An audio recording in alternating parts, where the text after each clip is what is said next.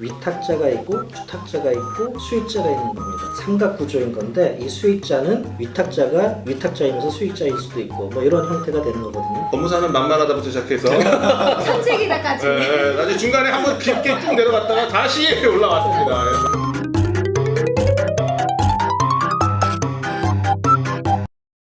업무와 관련돼서 또 우리가 한번 얘기를 나눠봐야 될 것 같아서 저희한테 인연이 있었던 업무를 생각한다 그러면은 그나마 조금 더 매출이 조금 더 있었던 게 신탁 쪽이거든요. 일반인들은 신탁을 잘 모르시는 게 있어요. 기본적으로 한다 그러면은 위탁자가 있고 주탁자가 있고 수익자가 있는 겁니다. 삼각 구조인 건데 이 수익자는 위탁자가 위탁자이면서 수익자일 수도 있고 뭐 이런 형태가 되는 거거든요. 내 재산을 수탁자한테 맡겨놓고 나는 거기서 수익만 받는 기본적으로 이제 이런 형태가 이제 신탁이라고 하는 건데 이런 부분들이 신탁의 그런 기본 형태를 떠나서 재작년, 작년 뭐 이렇게 해서 그 이전부터 종부세 해지와 관련돼서 금융기관에서 수탁을 해주는 뭐 이런 경우가 있었어요. 그래서 법률 검토를 해주고 그러면은 우리 일을 좀 해주세요라고 해서 인연이 돼서 했었던 것도 있고 개인들이 접근할 수 있는 것 중에 제가 볼 때는 굉장히 좋은 게 유언 대형 신탁이라는 말은 아마 많이 들어보셨을 거예요. 제가 신탁을 하면서 유언 대형 신탁도 작년에 좀 했었거든요. 근데 이게 보면 볼수록 굉장히 멋진 신탁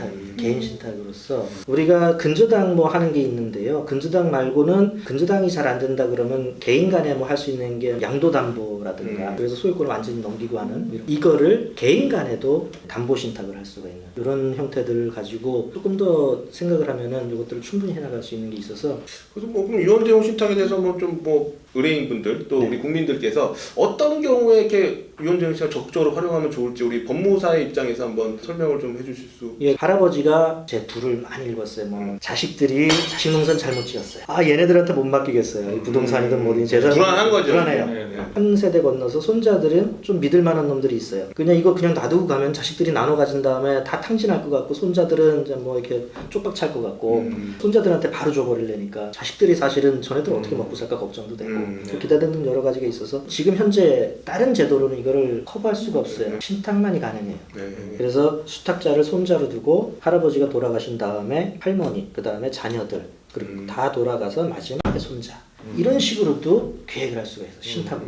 위탁자가 사망 시에 어떤 게 이루어지는 거잖아요. 거기다가 수익자 연속 지정까지 들어가는 옵션으로 넣는 거죠. 그런 게 이제 그게 합쳐질 수가 있는 거거든요. 그냥 바로 자녀한테 준다 그래도 증여를 해봤을 때 예전에 그 효도 계약이라는 거 있었잖아요. 증여는 하되 조건을 다. 그렇죠. 근데 그게 현실적으로 잘 안 되잖아요. 소송을 해야 돼. 네, 소송을 해야 되잖아요. 그거를 또 할 수 있는 그 신탁 원부에 딱 들어가 있으니까 소송도 뭐 필요가 없는 거예요. 그러니까 위탁자가 뭐 신탁 해지만 하면 그만이거든요. 그렇죠. 그럴 수 있는 권한을 넣어주면 되는 거기 때문에 굉장히 다양한 형태의 것들 내가 상상하는 이런 것도 가능할까요? 라고 일단 뭔가가 하고 싶은 게 있으면은 문의를 한번 해보셔도 될 것 같아요. 그러면은 뭔가 답이 있을 것 같고. 저도 조금 오래됐는데 어떤 나이가 지긋하신 분이 저희 사무실로 찾아오셨는데 아드님이 갑작스럽게 사망을 하신 거예요.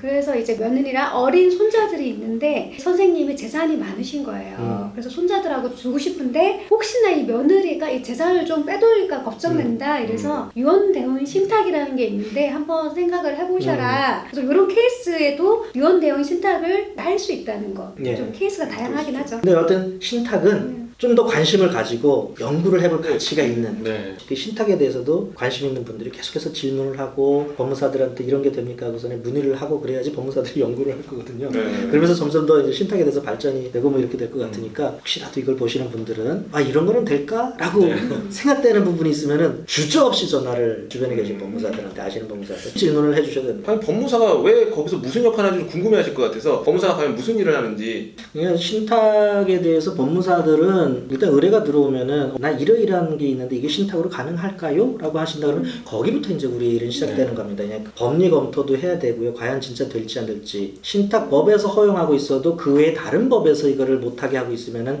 안 될 수가 있거든요. 그리고 신탁을 하는 어떤 목적이냐에 따라서 저희들이 그거를 듣고 상담을 합니다. 이러이러한 신탁 계약을 하시면 될 것 같습니다. 계약서 내용을 이렇게 가면 될 것 같습니다. 라고 해서 뭐 전반적인 뭐 계약 내용에 대해서 상담을 해드리고 검토를 해드리고 뭐 이렇게 할 수 수가 있죠. 그래서 계약서를 작성해 오시면 그 등기하는 거는 소유권 이전하듯이 거기에 신탁이라는 게 하나가 더 실질적으로 등기가 두 가지가 들어가는 거예요. 소유권 이전 등기가 들어가고 그거와 동시에 바로 이어서 신탁 등기라는 게 들어가요. 그래서 등기도 보면은 소유권 이전에서 수탁자 누구누구 그리고 그 밑에 신탁 등기에서 신탁해서 뭐 이렇게 신탁이 됐다. 등기부도 보면 그런 식으로 돼 있거든요. 계약을 해야 되고 그 계약서를 가지고 가서 검인도 받아야 돼요. 그걸 가지고 와서 신탁 원부라는 걸 만듭니다. 이거는 신탁 원부는 주요한 신탁 내용들이 들어가요. 위탁자가 누구고 수탁자가 누구고 수익자는 어떻게 되고 그리고 이 신탁의 내용은 어떠한 신탁이다. 뭐 이런 내용들을 쭉 거기서 중요한 주문들이 신탁 원부에 그대로 들어가거든요. 그렇게 해서 신탁 원부를 만들어서 이거를 등록을 하고 그렇게 한다면 그런 것들을 다 챙겨서 우리가 이제 등기 신청을 하는 거죠. 권혁헌 법무사님께서 또 신탁에 또 관심이 많으시고 네. 또 그 분야에서 또 이제 많은 후배들에게 지식을 또 전달해 주시길